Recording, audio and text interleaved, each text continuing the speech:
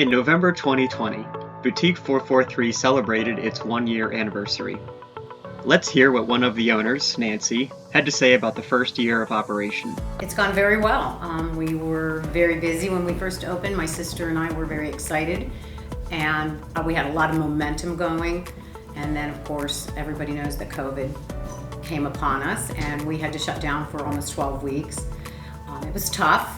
We were not set up to sell online simply because we opened to not sell online. But we made through with posting on Facebook, posting on Instagram, and we got through. We had a great summer, and we're looking forward now to our first year anniversary tomorrow and celebrating the Christmas season, getting ready for that. So it's been really well.